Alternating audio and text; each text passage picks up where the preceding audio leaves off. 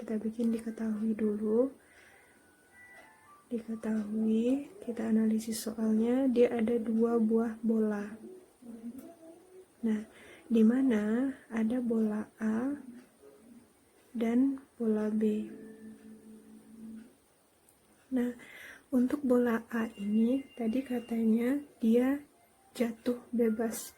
Jadi bola A ini mengalami gerak jatuh bebas. Ingat konsepnya, setiap benda yang mengalami gerak jatuh bebas itu pasti kecepatan awalnya sama dengan 0. Jadi V0 A sama dengan 0. Nah, bola A ini dijatuhkan dari ketinggian 10 meter. Jadi hanya sama dengan 10 meter. Kemudian bola B itu dilemparkan vertikal ke atas. Berarti bola B ini dia mengalami gerak vertikal ke atas. Di mana bola B ini dilempar dengan kecepatan awal. Jadi V0B itu nilainya sama dengan 0,5 meter per second. Nah, pertanyaannya, pada saat T berapa kedua bola tersebut bertabrakan? Jadi T mereka bertemu atau bertabrakan.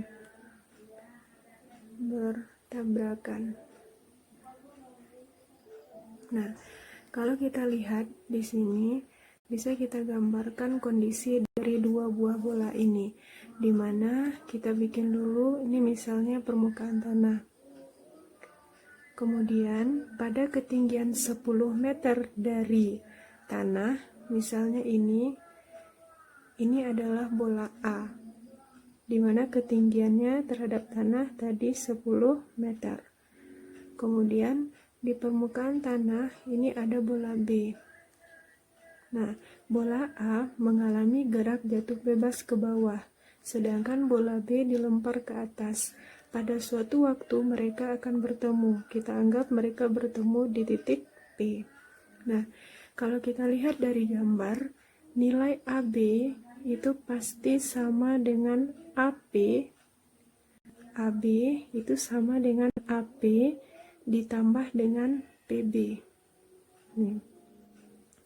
Kalau kita lihat dari gambar. Nah, sekarang kita lihat nilainya. AB itu sudah ada 10 meter. AP ini sama dengan ketinggian dari bola A. Jadi ini HA.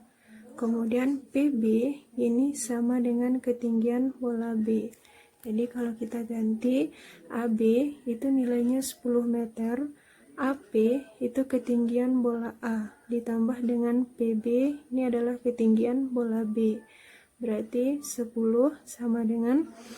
Nah, ingat lagi rumus yang kita gunakan di sini, baik itu untuk gerak jatuh bebas, gerak vertikal ke atas, dan gerak vertikal ke bawah, rumusnya sama dengan rumus GLBB. Nah, tapi variabel S kita ganti dengan H, percepatan kita ganti dengan percepatan gravitasi. Jadi rumusnya V0A dikali T, karena arahnya ke bawah berarti searah dengan gravitasi ditambah setengah GT kuadrat. Ini untuk si A. Nah, rumus yang sama untuk si B berarti tambah V0B dikali T, karena si B arahnya ke atas berarti melawan gravitasi dikurang setengah GT kuadrat. Nah, variabel atau nilai yang sama boleh kita coret. Ini positif kali negatif setengah GT kuadrat dikurang setengah GT kuadrat habis. Nah, selanjutnya nilai dari V0A tadi 0 karena dia gerak jatuh bebas. 0 dikali bilangan berarti 0. Jadi tinggal 10 sama dengan V0B dikali dengan T. Ganti. V0B tadi nilainya 0,5, berarti 10 sama dengan 0,5 dikali dengan T. Jadi nilai T sama dengan 10 dibagi 0,5. Berarti ini sama dengan 100 dibagi 5. Jadi mereka bertemu pada waktu 20 detik. Jadi jawabannya yang B. Nah, jika nanti adik-adik menemukan soal yang hampir sama dengan ini, adik cukup menggunakan cara cepatnya, di mana nilai T mereka bertemu itu tinggal dibagikan kecepatan awal ketinggian yang dimiliki oleh bola yang pertama dibagi dengan kecepatan yang dimiliki oleh benda yang kedua. Tersebut bisa kita gambarkan kondisinya. Nah, misalnya di sini mobil, katanya tadi kan mobil itu bergerak dengan kelajuan awal V0 36 km per jam. Kemudian pada jarak 10 meter ada sebuah pohon, di mana mobil tersebut berhenti karena menabrak pohon dengan gaya 860 Newton. Pertanyaannya, berapa berat dari mobil? Jadi ditanya berapa berat kita simbolkan dengan W.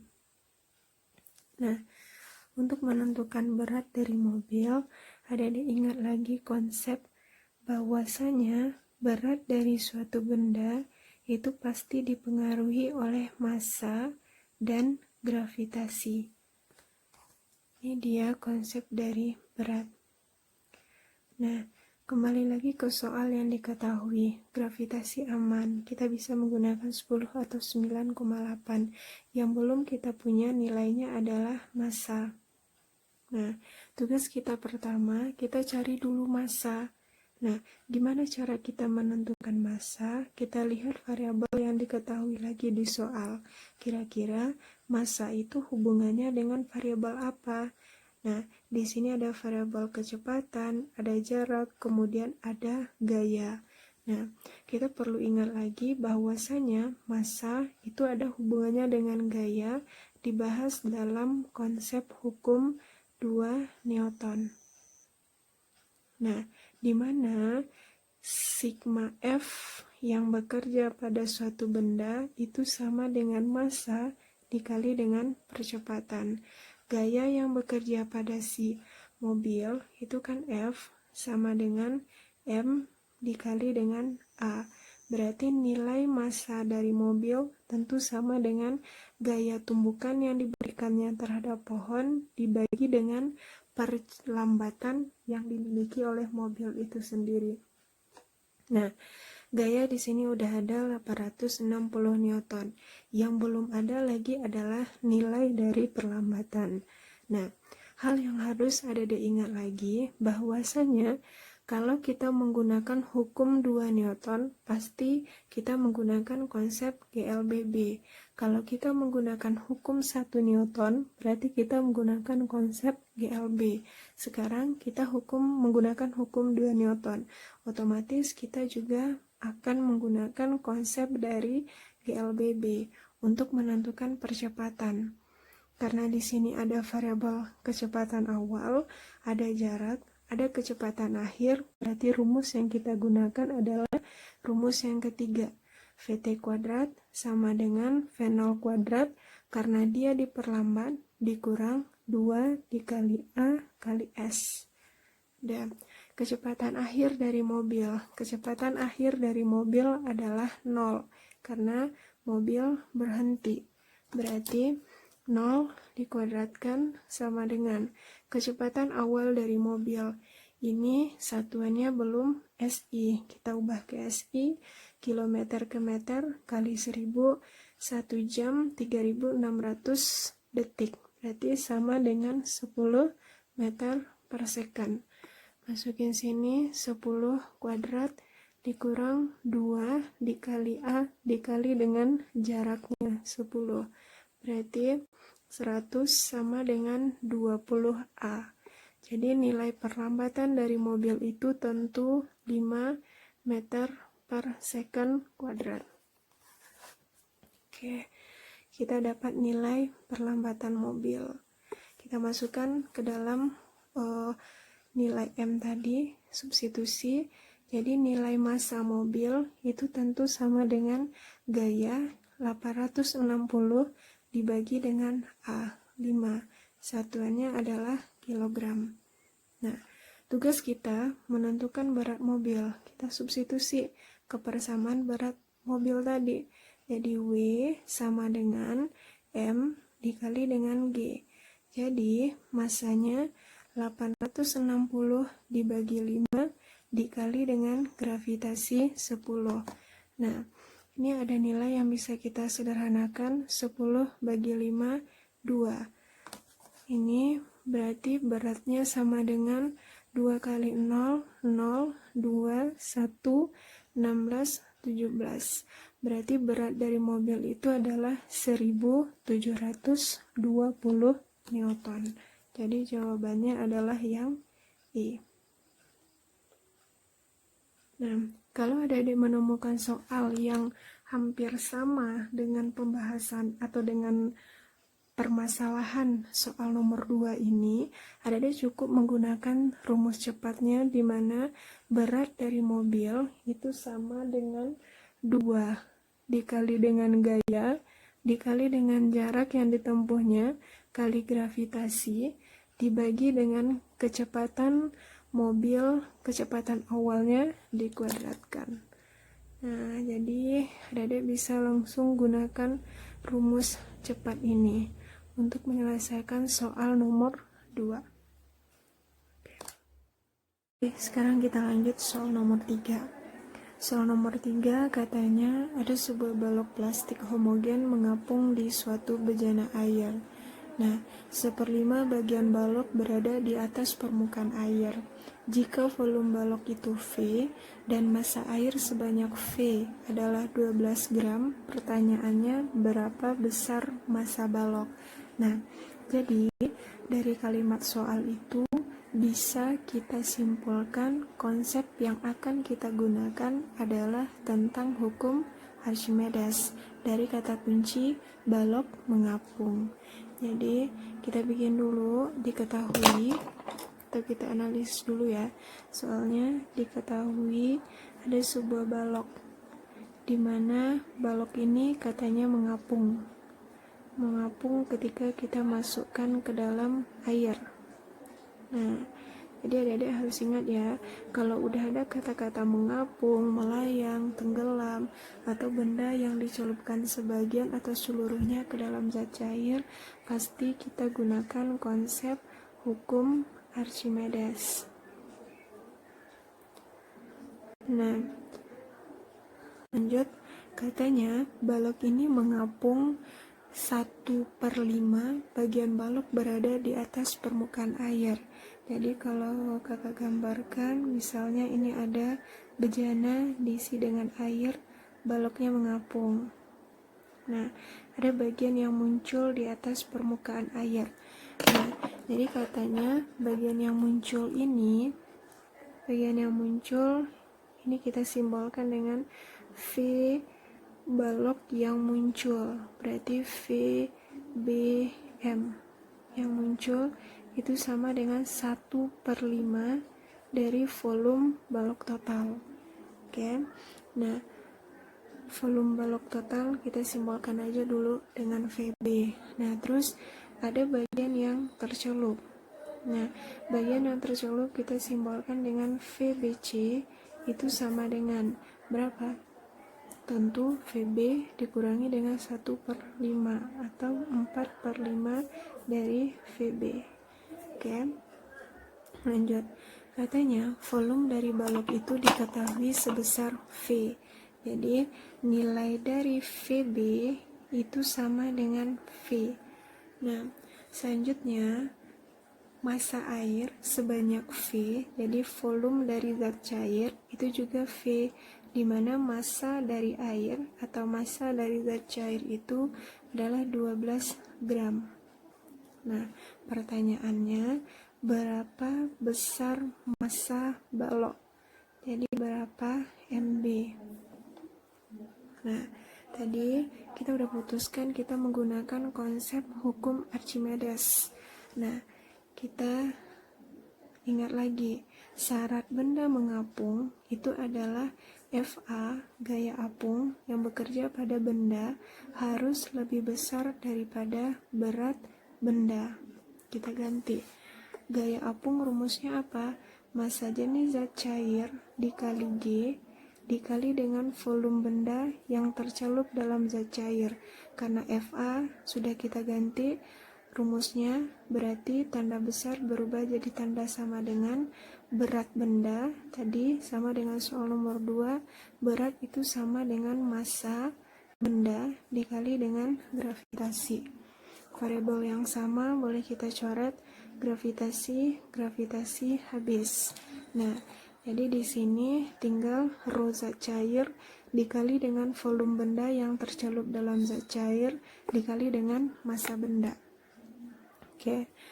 Di sini rho zat cair kita belum ada. Kita ingat lagi bahwasanya rho itu sama dengan massa per satuan volume.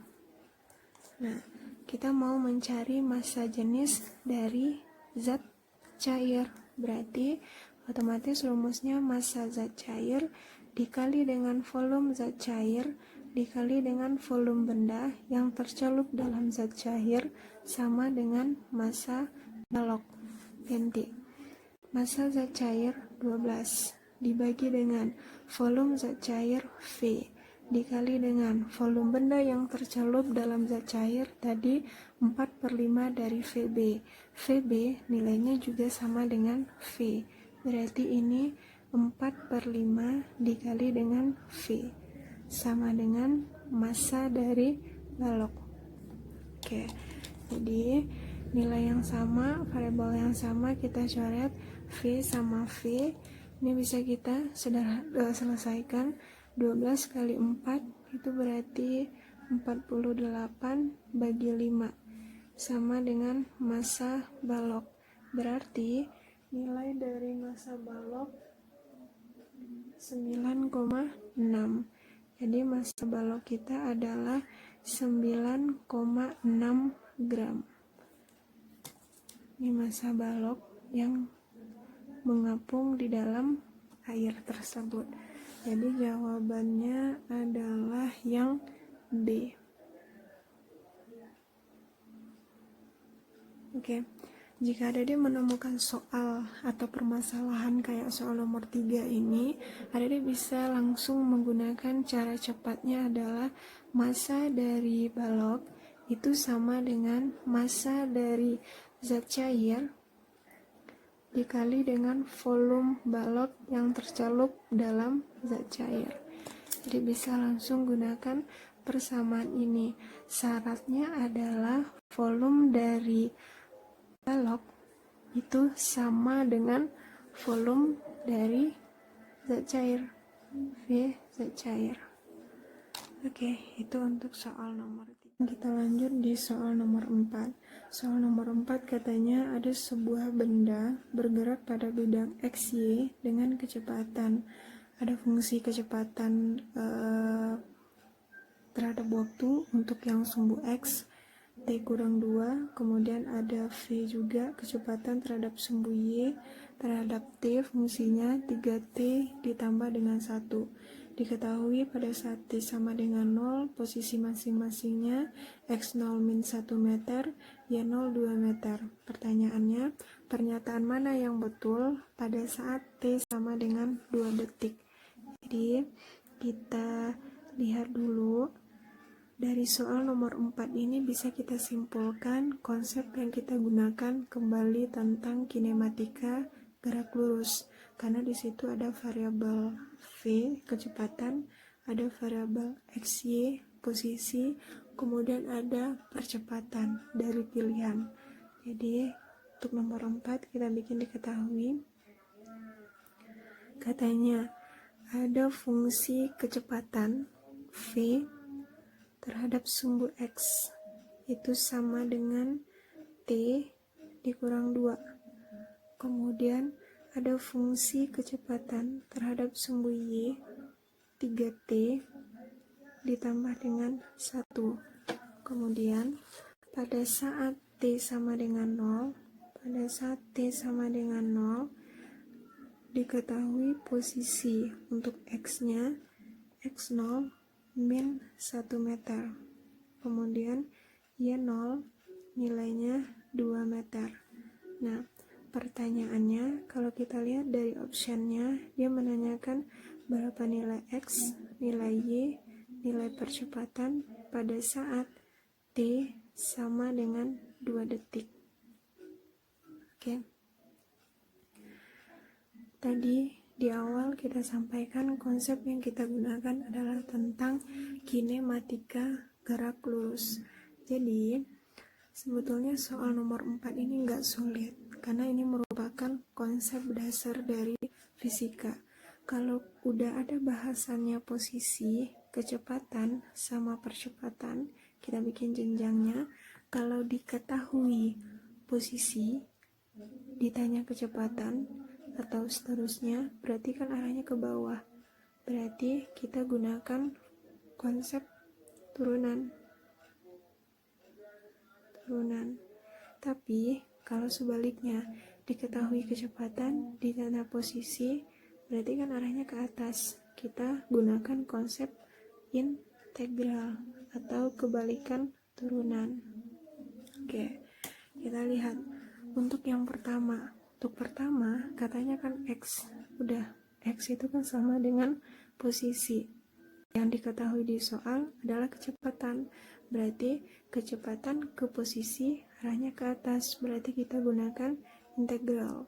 Diketahui ada posisi awalnya X0. Berarti X itu sama dengan X0 ditambah integral dari Vx dt. Oke, masukin nilainya. X0 min 1 ditambah integral dari Vx, berarti T kuadrat per 2 dikurang 2T. Ini fungsinya, ganti T-nya sama dengan 2 detik. Maka nilai X-nya tentu sama dengan min 1 ditambah dengan T kuadrat 4 bagi 2, 2 dikurang dengan 2 kali 2, 4. Berarti X-nya sama dengan 1 kurang 4, berarti min 3 meter. Ini dia untuk yang X. Oke. Nah, kita lihat untuk yang Y. Caranya tentu sama. Dimana Y itu tentu nilainya sama dengan Y0 ditambah integral dari Vy dt. Oke, berarti ini sama dengan 2 ditambah integral dari Vy, berarti 3/2 T kuadrat ditambah dengan T. Ganti lagi, pada saat T sama dengan 2 detik, berarti Y-nya Y sama dengan 2 ditambah 3/2 T kuadrat 4 bagi 2, 2 kali 3, 6. Oke, tambah T-nya ganti 2, berarti Y-nya sama dengan 10 meter. Oke, nah selanjutnya kalau kita lihat dalam pilihan, oke, kita lihat di pilihan.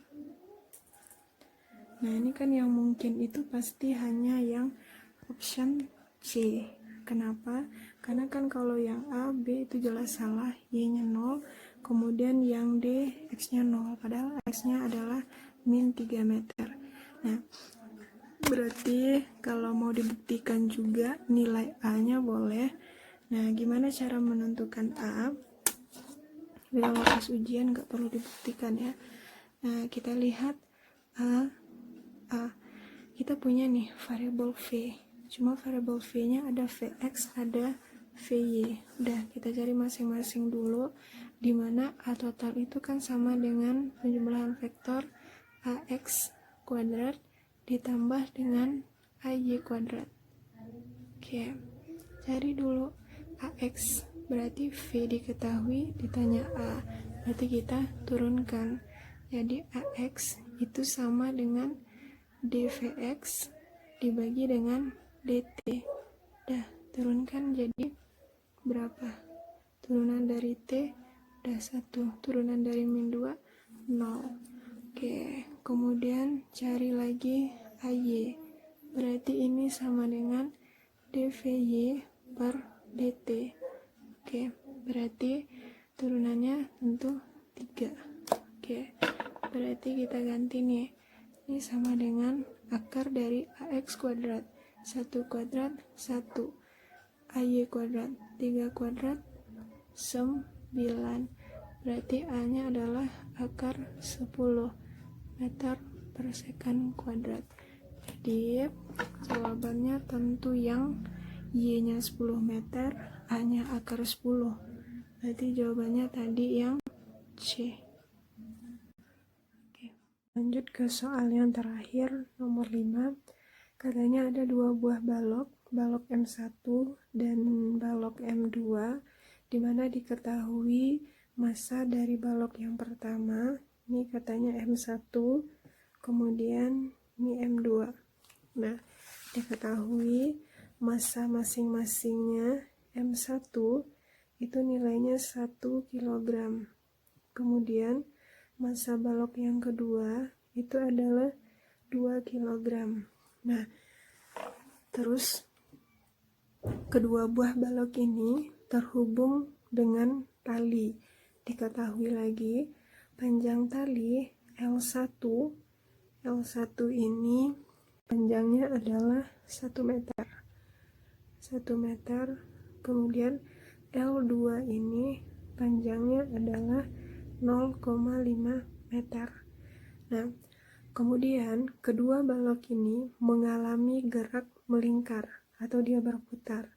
Nah, hal yang harus ada disimpulkan langsung adalah ketika ada bahasan di soal itu tentang gerak melingkar, ini kata kunci yang bisa kita ambil. Jadi konsep yang kita gunakan untuk penyelesaian soal ini tentu tentang bahasan adanya gaya sentripetal. Jadi resultan gaya yang bekerja pada benda itu sama dengan gaya sentripetal. Nah, jadi ingat lagi, besar gaya sentripetal Fs itu sama dengan massa benda dikali dengan percepatan sentripetal. Oke, nah percepatan sentripetal itu sendiri ada kaitannya dengan kecepatan linier dikuadratkan dibagi dengan jari-jari. Tapi kalau mau dikaitkan dengan kecepatan sudut, ini sama dengan M omega kuadrat dikali dengan R. Oke. Kemudian di soal diketahui katanya kedua buah benda ini dia melingkar dengan kecepatan sudut omega 100 radian per second. Nah, pertanyaannya berapa nilai tegangan tali yang dialami oleh benda satu? Berarti ditanya berapa nilai T1. Oke. Nah, kalau kita lihat di gambar di soal ini kan ada 2 buah benda. Kita bikin dulu rinciannya. 2 benda 1 dan benda 2. Nah, digambarkan lagi misalnya ini benda 1. Nah, benda 1 ini ada beberapa gaya yang bekerja pada dia. Yang pertama ada gaya tegangan tali T1, kemudian ada gaya tegangan tali yang diakibatkan oleh benda 2. Berarti nilai dari sigma F pada benda 1 itu sama dengan gaya sentripetal benda 1. Oke, berarti nilai T1 dikurang dengan T2 itu sama dengan gaya sentripetal benda 1. Oke, lanjut benda 2. Ini misalnya benda 2. Pada benda 2 ini gaya apa aja yang bekerja? Berarti kalau kita lihat kan cuma T2 aja. Ya, cuma T2 aja. Berarti ini T2. Di mana nilai T2 itu sama dengan gaya sentripetal yang dialami oleh benda 2 tersebut. Oke. Ini kita anggap persamaan 1. Ini persamaan 2. Oke, tugas kita di soal nomor 5 ini adalah menentukan nilai T1. Ya udah, kita substitusi aja. Ini berarti nilai dari T1 itu T2 kita ganti, berarti dikurang dengan Fs2 sama dengan Fs1. Berarti nilai T1 itu akan sama dengan gaya sentripetal benda 1 ditambah dengan gaya sentripetal benda 2. Oke. Berarti kalau kita ganti gaya sentripetal itu nilainya tadi kan dipengaruhi oleh massa percepatan sentripetal. Tapi di dalam soal kita punya omega, berarti kita gunakan rumus yang ini. Jadi kita lanjutkan, nilai dari T1 itu sama dengan gaya sentripetal benda 1 berarti M1 dikali omega kuadrat dikali dengan R1 ditambah dengan Fs2 berarti M2 omega kuadrat R2. Variabel yang sama boleh kita keluarkan, berarti omega kuadrat M1 dikali R1 ditambah dengan M2 dikali dengan R2.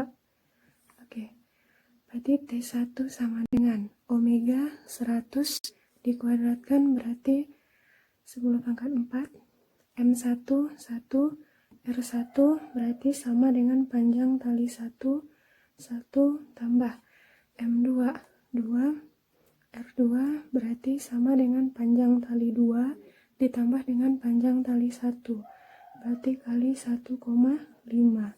Berarti nilai tegangan tali 1 itu sama dengan 4 kali 10 pangkat 4